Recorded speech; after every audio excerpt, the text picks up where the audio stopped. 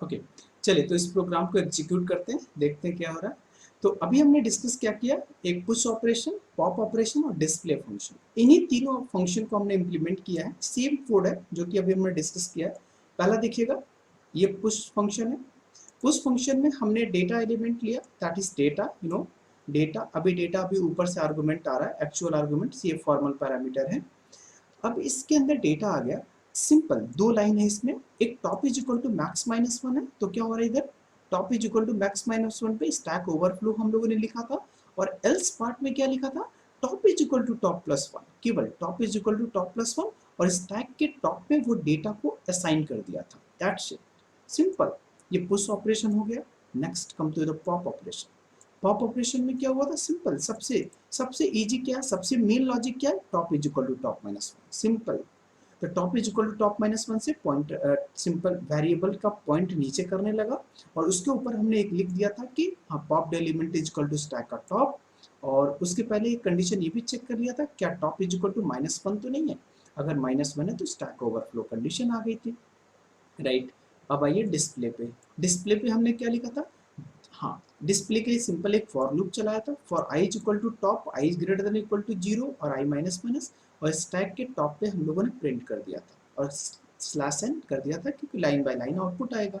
उसके पहले ये देख लिया था कि top is equal to minus one तो नहीं है, अगर माइनस वन है तो लिख दिए there is no element in stack, या स्टैक इज एम्प्टी, ये लिख दिया था बस, और नीचे कोई कोड नहीं है। अब हम ऊपर आते हैं, बाकी फॉर्मेलिटीज हमने क्या क्या किया सुनिएगा, बहुत आसान है। जैसे हमने सिंगली लिंक लिस्ट का प्रोग्राम बनाया था यूजिंग स्विच स्टेटमेंट, उसी तरह यहाँ भी बना रहा हूँ, और कुछ नहीं, ठीक है। सेम सिंगली लिंक लिस्ट में जो हम लोगों ने मीनू बनाया था व्हाइल लूप चलाकर और स्विच स्टेटमेंट, वैसे भी यहाँ पे कर रहा है, ठीक है। देखिए क्या किया इसमें, कुछ नहीं है, सिंपल। हाँ हमने एक फंक्शन बनाया। अच्छा सबसे पहले ऊपर से शुरू करते हैं। एक स्टेडियो डॉट एच हमने लगा लिया, प्रिंट ऑफ स्कैनअप मैं यूज कर रहा हूँ इसलिए स्टेडियो लगा लिया। Stdlib, oh stdlib की जरूरत यहाँ पे नहीं है मुझे लग रहा है, हमने क्यों लिखा एक्चुअली, अच्छा इसी प्रोग्राम में हमने वो लगा दिया था, क्या नाम है, मैं लॉक डायनामिकली स्टैक बना दिया था, कोई बात नहीं इसको हटा दीजिए। ओके, और एक मैक्रो डिफाइन किया था दैट इज 5, मैक्स के अंदर मैक्सिमम हमने 5 स्टोर कर लिया था, स्टैक की साइज यहाँ पे 5 हमने मान के चला था। अच्छा एक फंक्शन डिक्लेयर कर लिया था पॉप फंक्शन, और एक डिस्प्ले फंक्शन कर लिया था, और एक और मैं यूज कर ले रहा हूँ, कौन सा, पुश। अच्छा पुश तो कर चुका हूँ, पुश फंक्शन है जिसके अंदर एक आर्गुमेंट पास करूंगा दैट इज इंटीजर टाइप, आप कुछ भी पास कर सकते हैं, कैरेक्टर, और अभी हम डिस्कस करेंगे एप्लीकेशंस ऑफ स्टैक्स, उसमें आप देखेंगे स्ट्रिंग को भी हम लोग रिवर्स कर सकते हैं, उस टाइम पे आप कैरेक्टर भी पास कर सकते हैं, स्ट्रिंग भी पास कर सकते हैं, कुछ भी। अच्छा okay, top is equal to minus one मैंने ग्लोबल लिया, क्यों ग्लोबल लिया, क्योंकि हर फंक्शन में, ये देखिएगा हर फंक्शन मतलब यहाँ भी टॉप यूज हुआ है, इस फंक्शन में भी टॉप यूज हुआ है, पॉप में भी टॉप यूज हुआ है, और डिस्प्ले में भी टॉप यूज हुआ है, इसका मतलब ये वेरिएबल जब सारे फंक्शन में यूज हो रहा है तो इसका मतलब हमें इसको ग्लोबल बनाना पड़ेगा, तो हमने ग्लोबल बना लिया इसको।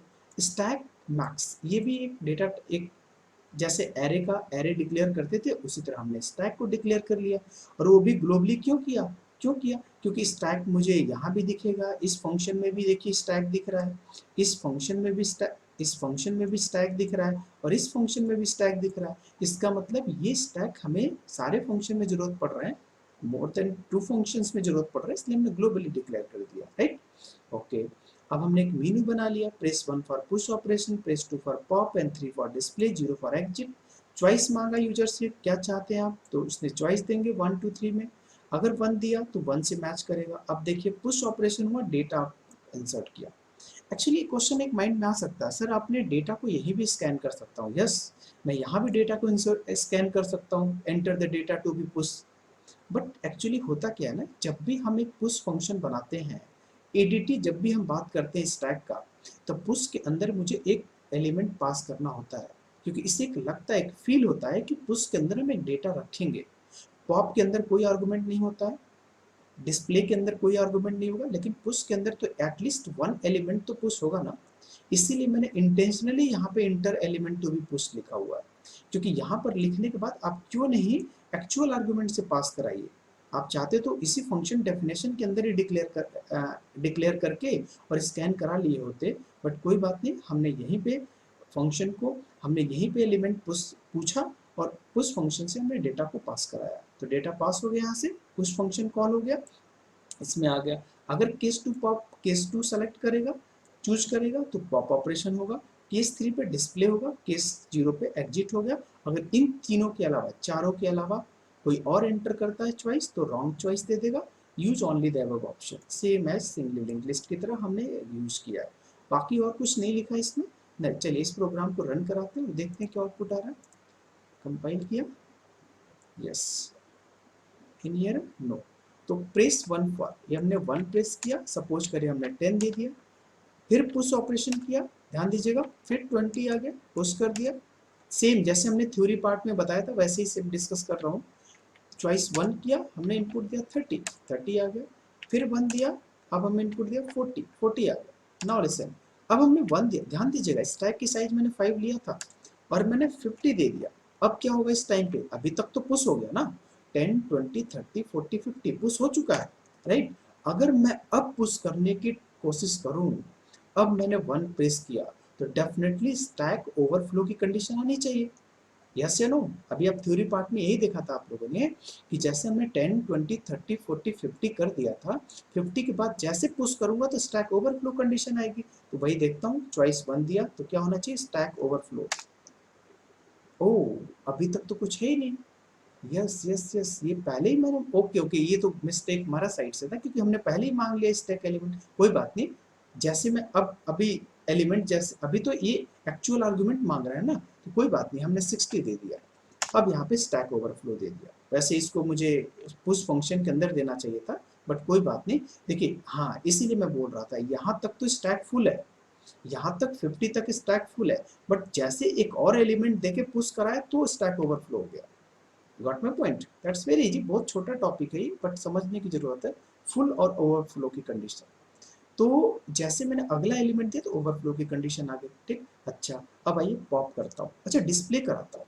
डिस्प्ले कराऊंगा तो क्या कंडीशन आएगी, डिस्प्ले 3 प्रेस किया, आउटपुट क्या आ जाएगा, ये देखिएगा, मेरा सारे पांचों एलिमेंट प्रिंट कर चुके हैं डेफिनेटली, 50, 40, 30, 21, इसका मतलब ये सारे स्टैक के पांचों एलिमेंट प्रिंट कर चुका है। इतना समझ में आ गया। नाउ अब हम पॉप कराने चल रहे हैं, प्रेस 2, चॉइस 2, बताइए क्या होना चाहिए आउटपुट, आप बताइए, सोचिए, just 1 second. Enter your choice, हमने 2 प्रेस किया तो आउटपुट क्या होना चाहिए, क्या होना चाहिए, अभी मैंने लिखा था नहीं था, 1 सेकेंड इसको छोटा कर दिया, कोई बात नहीं। कहाँ गया, आप खुद बताइए, थोड़ा सा लॉजिक लगना चाहिए।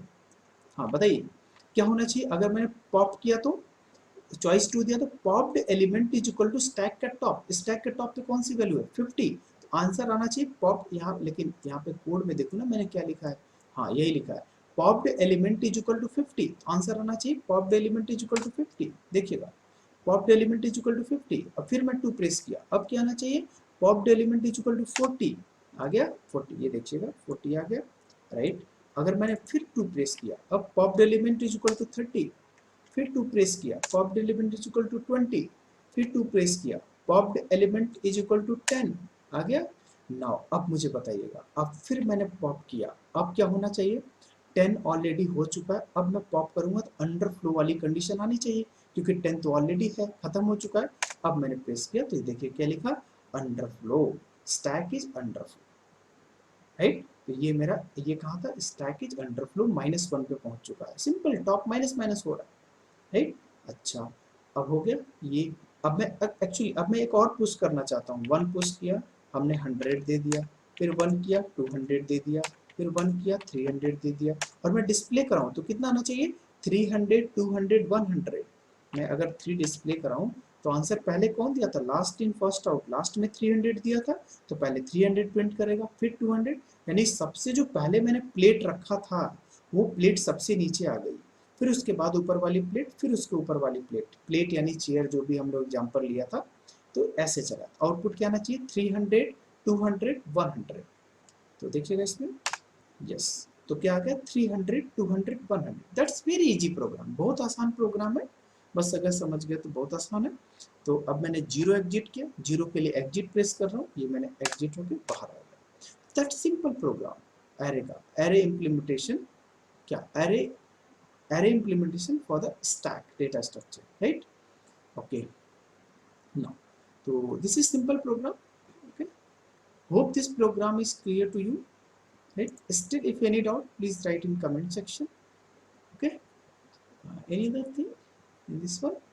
Okay, so next lecture में we are going to discuss about different ADT of data stack. कौन कौन से डिफरेंट फंक्शंस हो सकते हैं. अभी हमने क्या देखा फंक्शंस में? Push operation, pop operation, display operations, यही देखा 3 ऑपरेशंस. अभी हम लोग के पास 4-5 ऑपरेशंस और बचे हैं, 5-6 ऑपरेशंस और बचे हैं, राइट? वो हम आगे वाले वीडियोस में डिस्कस करते हैं. What are the different mode operations in stack, right?